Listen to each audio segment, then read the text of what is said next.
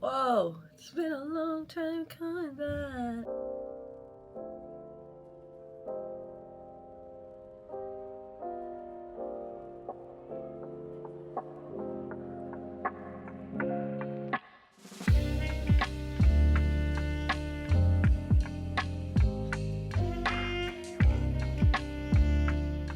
Hi friends, and welcome back to my channel. Maiga here. And if you're new here, my name is Maiga Vidal. I am a musical theater writer, and it's been over a year in the timeline since I posted, and like maybe 6 months, probably way more, since my last upload. So hi! Long time no see. Again. As you can gather from the title of this video, I do have some things I want to talk about and catch up with. Also, if you can hear that, that is the train. I'm back in New York. I guess you don't know where I've been. So first things first, I will say, if you want to follow like real life time updates, follow me on Instagram. I post a lot there. I also keep everything on my stories so you can see my writing updates and then also my pencil updates. As you can see right now, I have a lot of pencils on my desk, but I want to start doing this thing again, but with a twist. So let's start at the end and jump to the beginning. So from the title, you already know what we're going to discuss. So section 1, the end of the vlogs. This YouTube project began at a time when I did not have a portfolio. It started as a way for me to document the fact that I was writing so that I could apply to grad school and be like, see, even though I don't have credits, I am a writer. And that has changed. Damn, New York just... I've had a lot of my work presented, and you are able to go to New York and see things. Like if you want to see me in a show, you can come to the 54 Below show where I will be doing something for my new musical Mistral, which is not Café, which I wrote with my thesis partner Felipe Segoy-Sangüesa, who's also my arranger for Café. Anyway, long thing is that like my work is getting performed now, so the impetus of keeping this vlog has to shift with the way my career is changing. Now I want to continue with my goal of making musical theater writing accessible and showing what it's like behind the scenes, but also give myself like time back and no guilt. Every day that I haven't posted, I feel like I'm failing my mission of trying to showcase the fact that this is something that you can just do literally in your bedroom. These videos are going to be more about like what I do versus like a day in the life, or trying to get really specific about the details of what I'm working on at the moment. Just because I'm working on so much is happening behind the scenes, it feels hard to bring you into that without bringing people online that don't necessarily want to be there, because the internet is forever. I wrote here in my little journal, no more nitty-gritty updates because of time. It's hard to edit these, and the inability to talk about things in real time, which was the reason why my vlogs were literally a year behind because of how long things take, contracts, volatility, people's personal relationships to the internet. All those things matter, and I want to take that into consideration, but I don't want to stop making videos. So with that in mind, thank you so much to the vlog series. It really helped me in the moments that I needed to feel connected. It gave me a community online. All in all, I'm just so thankful for what the vlogs gave to me, and I'm really excited for this new era of what my YouTube content will look like, even if it's just making one video a month. And here goes the train again. And before we keep going with the video, a quick thank you to my patrons. Y'all, these patrons have been holding me down, funding my stationery addiction, despite me not posting for months and just trying to figure things out. So if you would like to become a patron and help support this musical theater writer, because I don't make money until I license my work, please consider becoming a patron. Currently, right now, writing is quote unquote cheap in that I can just do it whenever, but there are things I need. And as I posted on Instagram, I broke my favorite sharpener, and thanks to my Patreon money, I was able to get a replacement sharpener, which, as you can see, I'm already using. I have several different types of sharpeners that I'm actively using at once. They're made for different pencils, or sometimes you're using colored, and it depends on the quality of the pencil. Anyway, I can make a whole video about just stationery and how I use it as a writer. But this sharpener is the General double-sided sharpener. General's the brand, and it has a color side and a universal side, which does graphite, and also like if you have like a big size color pencil, you can use it on this side. Anyway, I'm loving it so far. It is made of plastic, like the whole thing, which isn't like my favorite, but I do like the clear see-through of it, because then you can really see when you need to clean it out and you can see why like the tip broke. Anyway, all of that to say, thank you patrons for helping support my stationery addiction and for getting me this new sharpener. So if you would like to support your local musical theater writer's stationery habit or just help fund my work until this thing takes off, consider becoming a patron.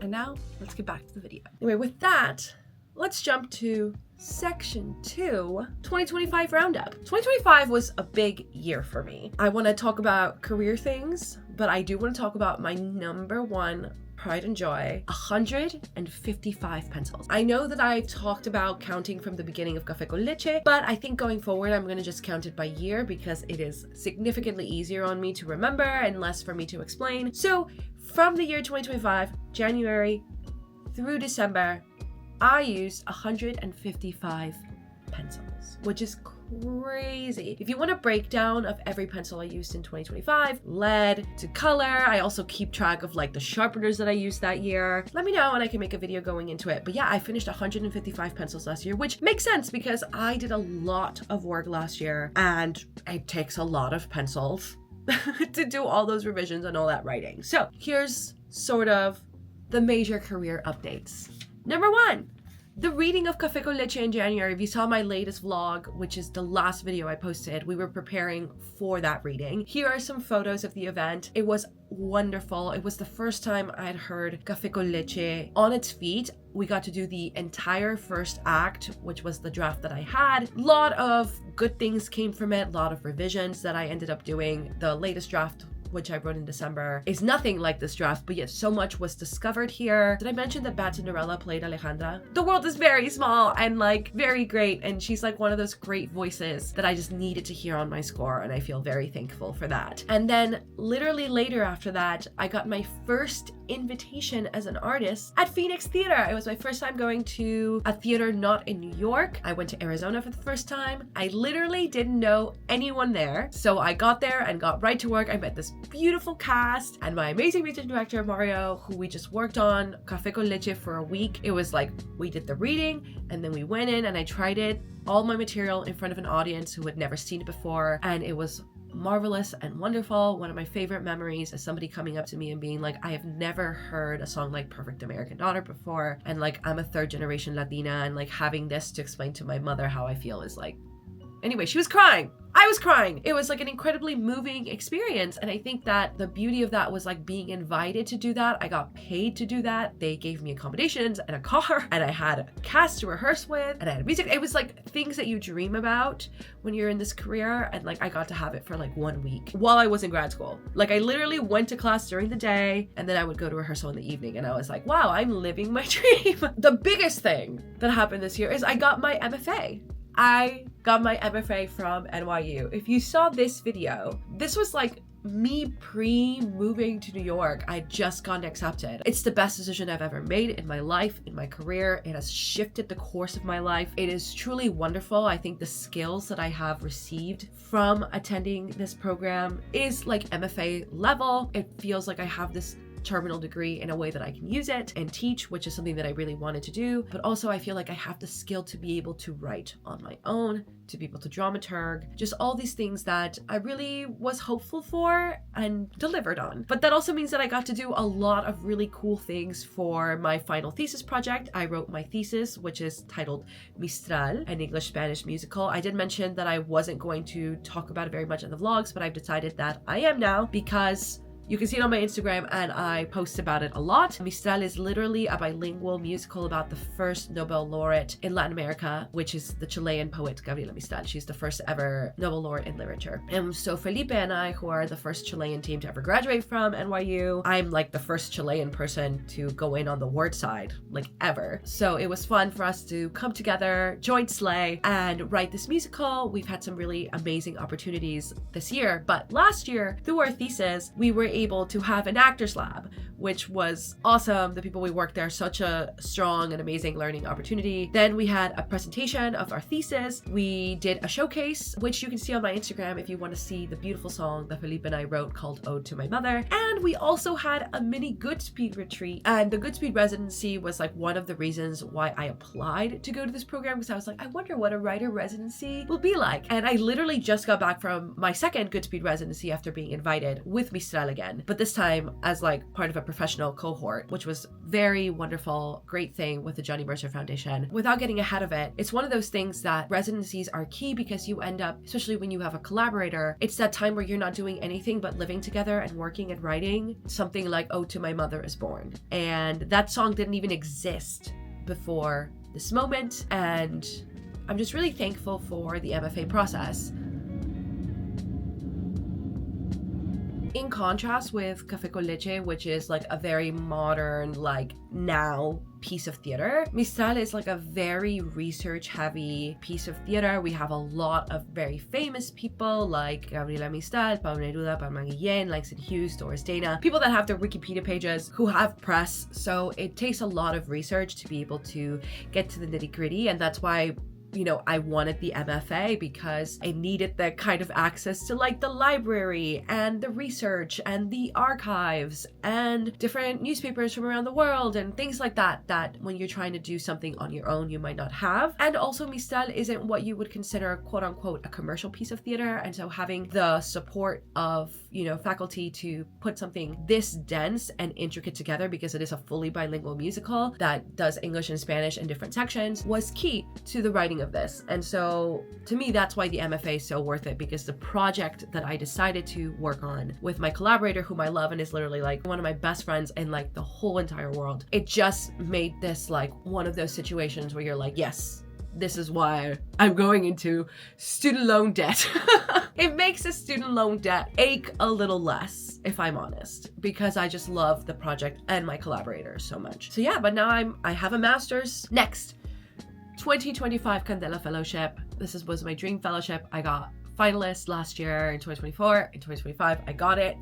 Best week of my life. Met some of the most amazing people. And for the first time in my life, every writer in there was from America, baby. And I'm talking America the way Bad Bunny talks America at the Super Bowl halftime, right? Like from Canada all the way down to El Cono Sur in Argentina, Chile, but that includes the Caribbean. And so it was so exciting to be able to work on Café and Mistral and be like, here's the material that I have, and not have to translate myself, not have to translate my intention, be very upfront about like representation being why I'm writing, or, you know, this is the kind of way that I want to express my Chilenidad and things like that. If not best week of my career, like top 3 best weeks of my career. And I got to meet my homie Mario, whom I adore, and we have been anime rivals. If you're Latino, apply to it.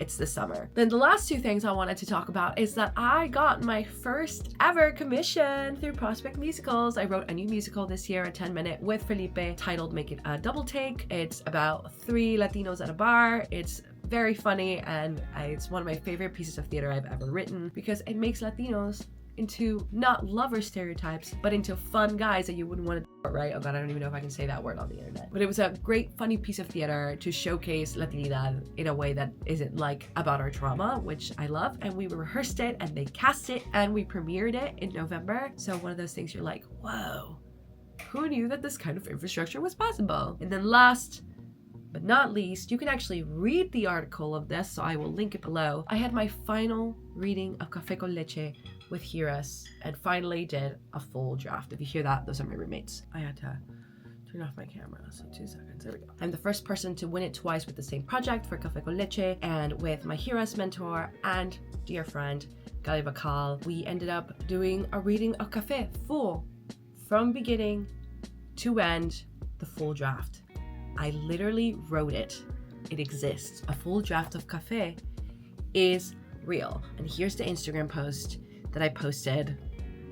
Literally like, it's done. It took me 4.5 years. And I literally looked at it yesterday because we're doing a redacted that I can't talk about yet. And I looked at the draft and I was like, oh, I still need to change that. That's still not working. But I have a full draft of the show, which is just one of those things where you're like, wow, I can't believe like my time at NYU is over. Like truly, I feel like really strongly they gave me a little cocoon, a little place to grow, and now I'm in the real world for 6 months, 7 months.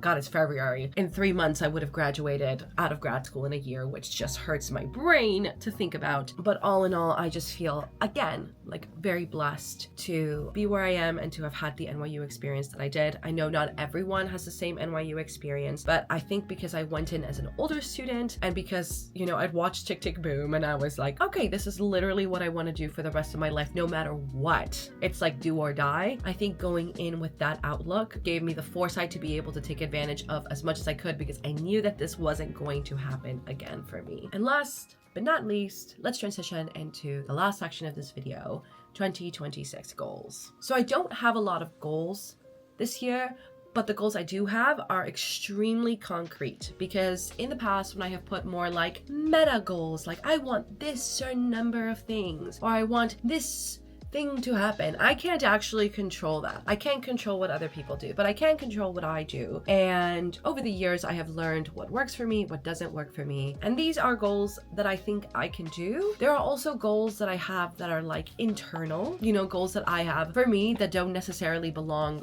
to the internet. So I'm just gonna share the ones that have to do with my career that I will hopefully be updating you on as the months go by. I am gonna do like a 6-month update. It won't be like a monthly thing because again, it's hard to talk about things as they happen in real time. So here are my goals. Number 1, 30 submissions this year. I want to submit to 30 different opportunities as a writer, either as like a musical theater writer or as a playwright. I was watching a TikTok about luck and how luck is really about increasing your surface area. Like, yes, you have to have talent and yes, you have to have the material or whatever it is that you're doing, but you also have to put yourself out there. That's why I'm starting these again, so other people can see that I'm still alive on the internet, but also it's about also getting my work out there, which ultimately is the thing that matters the most to me. So 30 submissions. That doesn't mean that I'm going to get them all, and we'll do stats at the end of the year in terms of like what I got, because my 2025 stats are still coming in. I'm still getting like rejected. You would think that something that I submitted in like September of 2025, I would already know by February, but I don't. So because of that, I can definitely count if I submitted 30 things in 2026. So 30 submissions. Then I want to finish a new music draft of Café. I have this book and lyric draft of Café, and now I want to finish composing and or changing songs. I already know that, spoiler, I'm going to cut my turn. I'm going to be writing a new I Want song. Debt, which is a new song I wrote for Blake and Megan, needs a new B section. I need to rewrite title song because it needs to work in a very specific way. And I made, this is like my 5th or 6th stab at it in like full form. Like I'm talking like this is like a 7-minute song and it's still not right. And then I still want to rewrite the finale because I'm not happy with it yet. And I still think there's some songs missing in the score. So I want to revise like the song spine. But now that Café con Leche works as a piece front to back, and there goes the train again. My goal this year is to essentially finish composing it to my heart's content. Also because Felipe needs to finish arranging and orchestrating it, and he can't do that until I, the composer, finish composing the score. My second major goal is to have a new draft of Mistral at good speed recently this January. I'll get more into it later, but we rewrote our 11 o'clock number and now it exists in its 6-minute glory. It's probably gonna be like a 7-minute long song. So there's one more song left for me to write for this draft that we want to do. Like lyrically, I wrote the new Doris song, and now I also want to do like an entire reworking of the book itself to make it flow with all these new additions and new things coming. Goal number 4 is I want to write a new idea and I want it to be a play. I already know what it's gonna be. Working title Cueca, which is a type of Chilean dancing, but it's gonna be a play. And I just wanna sit down and write it, which depending on how my February, March goes, I do want to try and do it for end of play, which is in April this year. But if I need to like focus on Mistral or Café for, you know, opportunities, then obviously those are gonna shift. But ideally for this year, I'd like to do that or do it during NaNoWriMo, just sort of depending on when things are due and when I can squeeze drafting out a new play. I know that I can do a new play in a week. I don't want to, but I know I can.